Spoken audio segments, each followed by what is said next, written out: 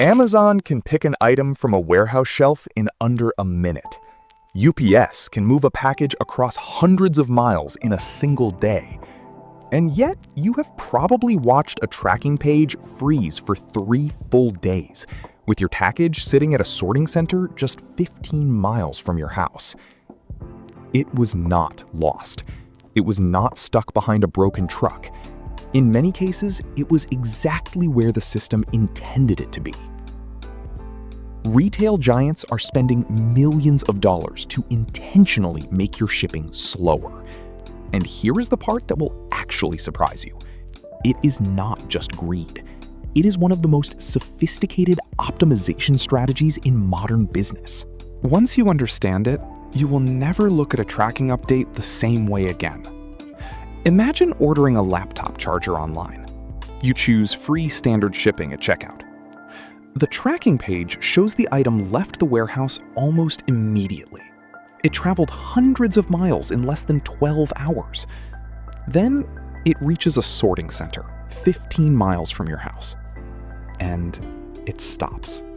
It sits there for 3 full days. You know the delivery truck drives past your neighborhood every single morning. The warehouse might have 10 more copies of your item on the shelf. Yet the status stays frozen on processing. Most people assume something went wrong. They blame overloaded warehouses, lazy workers, or software glitches. But behind the scenes, the opposite is true. The infrastructure is working exactly as designed, and that creates the most important question this video will answer. Why would a company that spent billions building an advanced logistics network choose not to use every ounce of speed it has? Consider Amazon. Most people think Amazon's biggest advantage is speed. Speed matters, but Amazon's real advantage is something deeper. It is control. Control over where inventory sits before you ever place an order. Control over which warehouse fulfills each purchase. Control over how transportation capacity is used across thousands of routes simultaneously. Imagine a customer in Chicago ordering a kitchen appliance. Amazon might have that product in several locations. One warehouse is close, another is several states away. At first glance, shipping from the closest location seems obvious. Faster delivery, shorter distance, happy customer. But here is where it gets interesting. The closest warehouse may only have a few units left. If Amazon ships those units immediately, a different customer placing the same order tomorrow might face a stockout. Now Amazon has a bigger problem than slow shipping. So instead of the fastest option, the system selects the smartest network option. The product ships from a different location. The delivery takes longer, but the overall network performs better. The customer sees a package arriving in 4 days instead of 2. Amazon sees inventory balanced across an entire fulfillment network. The customer sees a delay. The company sees optimization. That difference in perspective explains a surprising amount of what happens inside modern logistics. But inventory balancing is only half the story, because there is a second reason companies slow down shipping. And this one is deliberate in a way that will genuinely surprise you. To understand what is really happening, we need to start with how fulfillment networks actually work. Speed is not free. Every day removed from delivery time requires real resources. To deliver products faster, companies need inventory positioned closer to customers.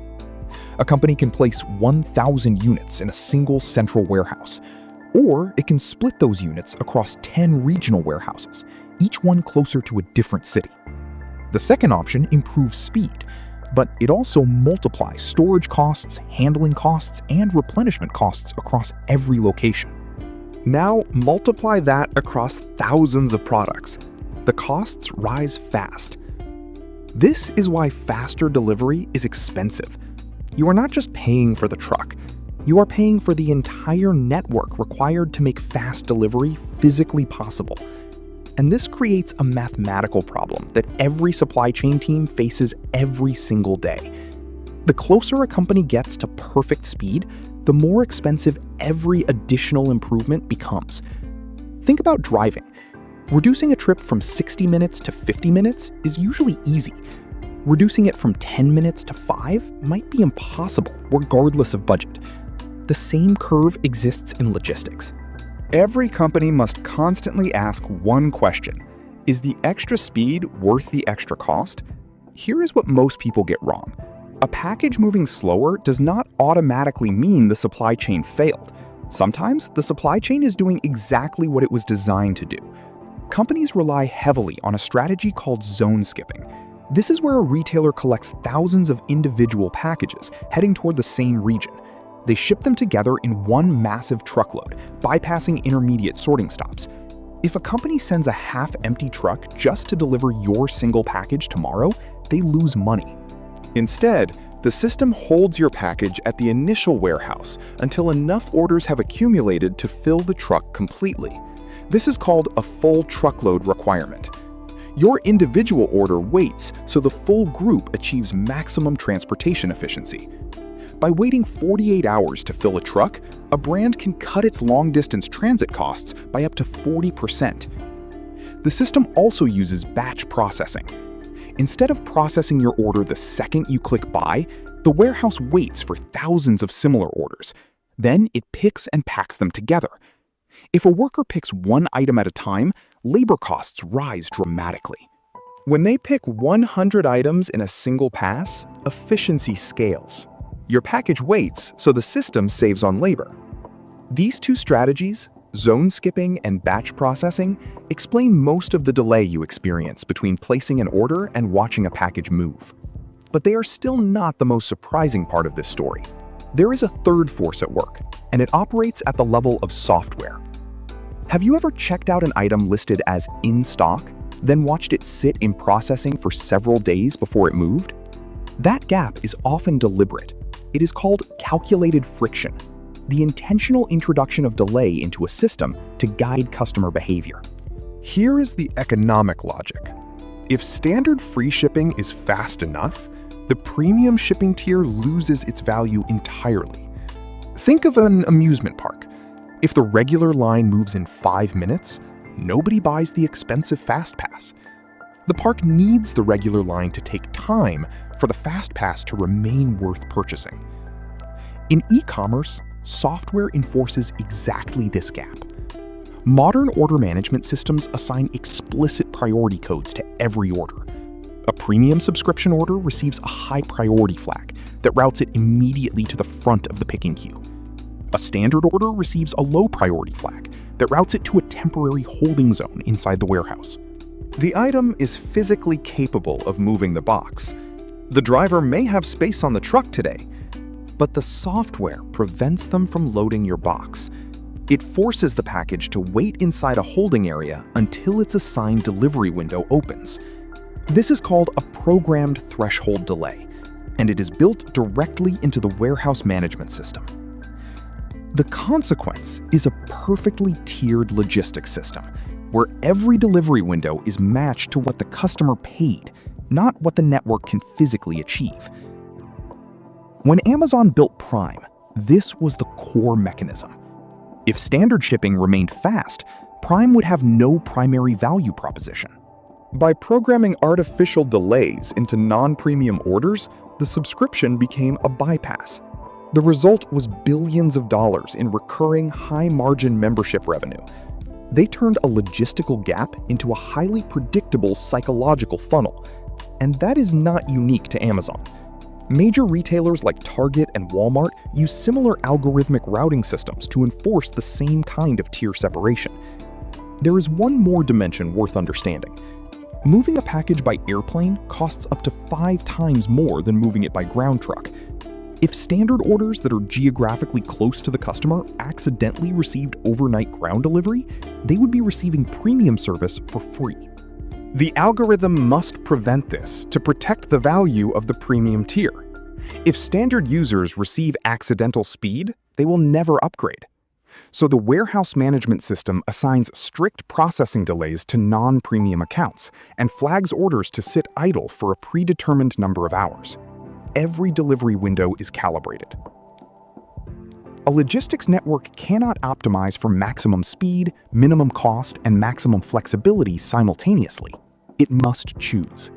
And that choice is encoded in the software that runs every modern fulfillment center. This operational strategy reflects one of the most important concepts in supply chain management. Every supply chain balances competing goals: cost versus speed, efficiency versus flexibility, inventory positioning versus service availability. Consider Costco. Costco carries far fewer products than a typical supermarket. That constraint reduces complexity. Lower complexity reduces cost. Customers give up variety. Costco gains efficiency. Both sides accept a trade. The same logic runs through logistics. A retailer promising next-day delivery may win customers, but it also accepts higher operating costs, more inventory locations, and thinner margins. A competitor with slower standard delivery may earn higher profitability per order. Neither approach is automatically correct. The answer depends entirely on strategy. For professionals working in supply chain, operations, or planning, this matters every single day. Every inventory placement decision, every carrier contract negotiation, every service level commitment made to a customer. Each one is a point on the same curve between speed and cost. And understanding where your business sits on that curve is one of the most consequential operational decisions a company can make. For everyone else, it reframes something surprisingly common. When your package takes longer than expected, the cause is often not a failure. It is a decision, a deliberate choice designed to balance speed, cost, inventory, and profitability across an entire network. That is a very different story than simple delay. The best logistics networks are not the fastest networks. They are the networks that know exactly when speed creates value and when it creates unnecessary cost. Your package often arrives exactly when the company intended, not as fast as physically possible, but at the precise point where customer value and business economics intersect. Intentional slowness is not an operational failure. It is an optimized profit center. And understanding it changes how you interpret every tracking update you receive. If you want to understand how companies decide where inventory belongs before customers even place an order, and why getting that positioning wrong is one of the most expensive mistakes in retail operations, that is exactly what we will break down in the next supply brief. Subscribe so you do not miss it.